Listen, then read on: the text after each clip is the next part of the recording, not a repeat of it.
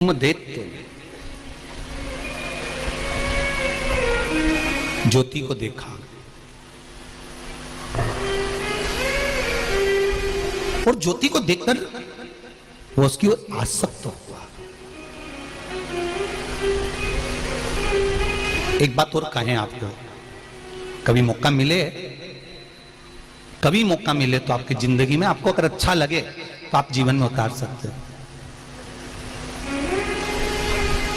जहां जिस मंदिर में, चाहे भगवान शंकर का मंदिर हो, राम का मंदिर हो, दत्त का मंदिर हो, देवी का मंदिर हो, जिस मंदिर में अखंड ज्योत जलती हो, जिस मंदिर में कोई ज्योत अखंड जल रही हो और आपको दर्शन के लिए गए हो और आपको सूचना मिले कि यहाँ अखंड ज्योत लगी हुई है, बन सके तो प्रयास करना थोड़ा सा घी तेल जो भी बन सके उस ज्योत में या तो डालना या उनको देकर आना कि ये हमारी तरफ से ज्योत में बढ़ा देना,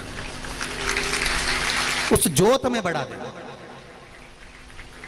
भारत के कई मंदिर ऐसे हैं जहां पर अखंड ज्योतें जलती हैं। मेरे ख्याल से छत्तीसगढ़ में भी बहुत मंदिर हैं ऐसे जहां पर अखंड ज्योत, चाहे शिव मंदिर हो, देवी मंदिर हो, राम मंदिर हो, दत्त मंदिर हो, कृष्ण मंदिर हो, हनुमान मंदिर हो, ऐसे कई मंदिर। राजस्थान में भी कई मंदिर है, गुजरात में भी कई मंदिर हैं जहां ज्योति जलती रहती है, हिमाचल के कई मंदिर हैं, यहां तक बद्रीनारायण जी के मंदिर में अखंड ज्योत का वर्णन है।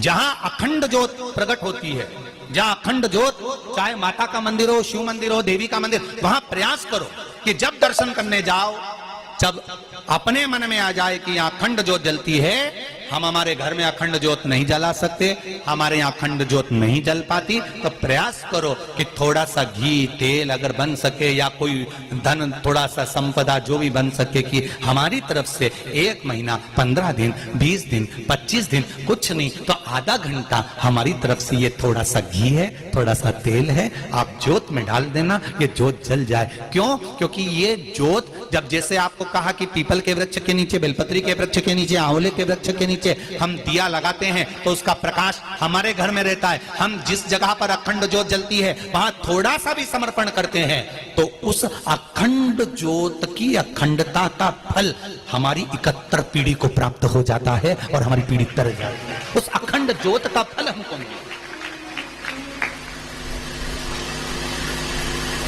कई लोग घबराते हैं, अरे उस मंदिर में जाएंगे और वहां अखंड ज्योत जल रही है और पंडित जी ने कह दिया तो कि हमको घी दे दो। तीर्थ में जाओ तो वहां पंडा लोग आपको पकड़ते हैं और आप घबराते हैं। पंडित जी मिलेंगे, वो कहेंगे कि हम तो तुम्हारे पंडा हैं और हम तुम्हारे पंडा हैं, तुम्हारा नाम हमारे पास लिखा है। तीर्थ पुरोहित से, कौन से पुरोहित? जम के बोलो जरा। तीर्थ पुरोहित, तीर्थ के पंडा से, तीर्थ के ब्राह्मण से, तीर्थ के पुरोहित से, तीर्थ के पंडितों से, तीर्थ के पंडाओं से कभी मत घबराओ। जब हमारे पूर्वज तीर्थ करने जाते थे, इनके पास जाते थे। आज तो तुम तीर्थ करने जाते हो तो होटल का रूम मिल जाता है, खाने के लिए मिल जाता है। पुराने समय के हमारे दादा परदादा जब तीर्थ जाते थे, ना रुकने की जगह मिलती थी, ना भोजन की जगह मिलती थी। तब ये हमारे तीर्थ के पंडा, तीर्थ पुरोहित, तीर्थ के ब्राह्मण अपना घर में से बाहर निकल जाते थे, अपने घर में अपने माता पिता को, पूर्वजों को रुकाते थे कि तुम रुको, अंदर चूल्हा है, आटा रखा है, बनाओ खाओ। घर के लोग, ब्राह्मण, पंडित, तीर्थ के पुरोहित घर के बाहर निकलकर मंदिर में जाकर सो जाते थे अपनी पत्नी और बच्चों को लेकर, और अपने आए हुए जजमानों को घर के अंदर कर देते थे कि तुम खुश रह लो, तुम सुखी से रह लो, तुम 4 दिन के लिए आए हो, 8 दिन के लिए आए हो। जब हमारे घर के पूर्वज जाते थे तो पंडाओं के पास अपना नाम लिखा कर जाते थे, पंडित जी मेरा टिकट का पैसा नहीं है। तीर्थ पुरोहित अपनी पत्नी की चूड़ी बेचकर किराया दे देता था, तुम चले जाओ, जब हम आएंगे ना तुमसे वहीं पर ले लेंगे, घबराना नहीं। इन तीर्थ पुरोहितों से, इन तीर्थ के पंडाओं से, इन तीर्थ के ब्राह्मणों से डरना नहीं, बल्कि शान सत्ता से कहकर आना, यह हमारे तीर्थ का पंडा है, पंडा जी देखो हमारे दादाजी का नाम मिलेगा। पंडा जी पोथी खोलेंगे, कितना पोथी को मेंटेन करते हैं। आज के जमाने में लैपटॉप मेंटेन नहीं होता, पंडा जी पोथी को मेंटेन करते हैं। तुम्हारे दादाजी आए थे, इतनी तारीख को आए थे, उनके साथ में 4 मित्र आए थे, 5 लोग थे, एक लेडीज थी, तो जेंट्स थे। तुम्हारे बाद में तुम्हारा भाई भी आया था, फिर उनके पुत्र भी आए थे। पूरा खाता पंडा जी ने खोल कर तुम्हारे सामने रख दिया। हमने हमारे परदादा को नहीं देखा, पर उनका नाम जब अपने खाते में देखो ना तो आंख में से आंसू झड़कर खुशी होती है कि मेरे पूर्वज जी इस तीर्थ को करने के लिए आए थे, इस तीर्थ में आए थे। यहाँ लिख कर गए हैं, मेरे दादा परदादा आए थे, उनका नाम आज तक उस तीर्थ की डायरी में, उस तीर्थ की किताब में लिखा हुआ है। तुम्हें गौरव महसूस होना चाहिए, तुम्हें आनंद महसूस होना चाहिए कि जिस समय पर ना होटल थी ना धर्मशाला थी, कुछ भी नहीं था, तब पंडा अपना घर दे देता था, भोजनशाला का भोजन दे देता था, उनको पेट भर के भोजन कराता था। टिकट नहीं होता था तो टिकट बनवा कर देता था, अपने घर की पत्नी की चूड़ी अंगूठी बेचकर टिकट का पैसा दे देता था। ऐसे पंडाओं को तो जाते से धन्यवाद देना चाहिए कि आपका धन्यवाद है जो आपने सनातन धर्म को जोड़ कर रखा है। आज भी सनातन धर्म को तीर्थ में तीर्थ पुरोहित जोड़ कर रखे हैं, तीर्थ के ब्राह्मण जोड़ कर रखे हैं, तीर्थ के पंडित जोड़ कर रखे हैं। हमें डरना नहीं है कि ये पैसा मांग लेंगे, ये धन मांग लेंगे, या अखंड ज्योत जलती है तो इनको पैसा देना पड़ेगा। नहीं नहीं नहीं नहीं, अपना मन करे जाओ, दिल से जाओ और देख कर आओ, या अपना चित्त, अपनी वृत्ति, अपना आनंद है।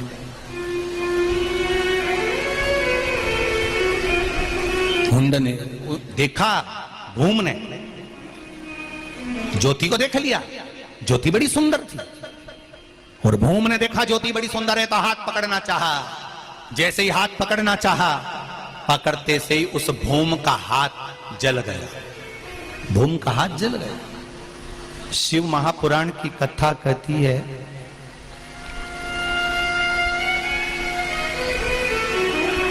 जो शिव मंदिर में दीप लगाता है, देवी मंदिर में दीप लगाता है, या माता शिव और शक्ति के नाम का दीप बेलपत्री के वृक्ष के नीचे लगाता है, उसकी जिंदगी में उसके बच्चों को कभी उदर से जुड़ा हुआ रोग नहीं हो सकता।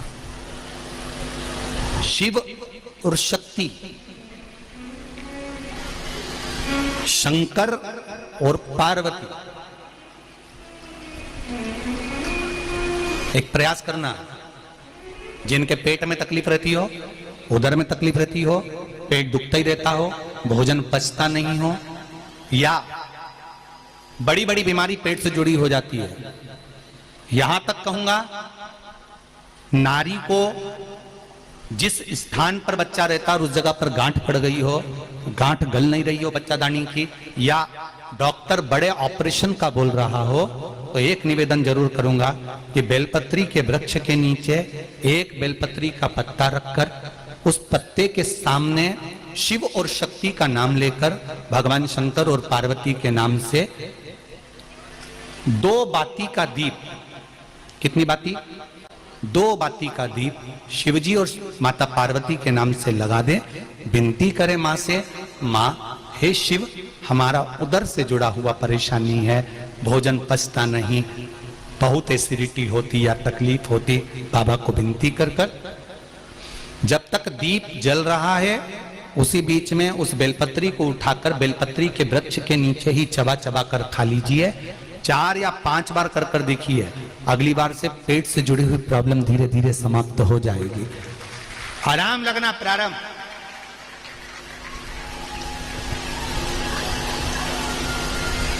शिव का स्मरण करना, शंकर की भक्ति। तेरी कृपा बिना न हिले एक भी अणु, लेते हैं श्वास तेरी कृपा से तनो तनो। शंकर और पार्वती अलग नहीं है। जो शिव का भजन करते हैं, अगर वो सोचे हम पार्वती का भजन नहीं करते, हमें पार्वती से मतलब नहीं, हमें देवी जी से मतलब नहीं, तो भी शंकर नहीं मिल सकते। जो पार्वती का भजन करते हैं, देवी का भजन करते हैं, वो कहते हैं हमें शंकर से मतलब नहीं, तो भी पार्वती नहीं मिल सकती, मांबे नहीं मिल सकती। जो राम का भजन करते हैं और कहते हैं हम शंकर का भजन नहीं कर सकते, हमें शिव से मतलब नहीं, तो राम नहीं मिल सकता। कृष्ण का भजन करते हैं, हमें शंकर से मतलब नहीं तो कृष्ण नहीं मिल सकता। मेरे भगवान की कथा कहती है 33 कोटि देवी देवता भी जिसका भजन करते हैं वो देव अधिदेव महादेव है, वो साधारण नहीं। अकाल मृत्यु वो मरे जो काम करे, चंडाल का काल उसका क्या बिगाड़े, जो भक्त हो महाकाल का। जो शंकर की आराधना करता है उसका बाल बांका नहीं हो सकता। पार्वती जी ने शिव जी से कहा, भोलेनाथ हमारी पुत्री ज्योति पर ये दैत्यों की दृष्टि पड़ रही है, क्या करा जाए? करें क्या? शंकर भगवान ने कहा बेटी का विवाह कर दो। बेटी का विवाह कभी आपने सोचा है? आपके घर में जो ज्योति लगाते हो, अखंड ज्योति लगाते हो, तुम्हारे घर में जो दीप लगाते हो, उस ज्योति का भी कभी विवाह हुआ है? उस ज्योति का कभी विवाह हुआ है? पर शिव महापुराण की कथा कहती है नातस्य के साथ में ज्योति का विवाह किया गया। किसके साथ में हुआ है? नातस्य के साथ। भगवान शंकर ने कहा इस ज्योति की शादी कर देना चाहिए, इसका पति आ जाएगा तो दैत्यों की दृष्टि पड़ेगी नहीं। बेटियां जब तक कुंवारी रहती हैं उन बेटियों से निवेदन है, चाहे आप बहू हो चाहे बेटी हो, मेरा निवेदन केवल इतना सा है कि आप आज के समय के नाटक, सीरियल या फिल्म को देखकर अपने पहनावे को मत पहनो।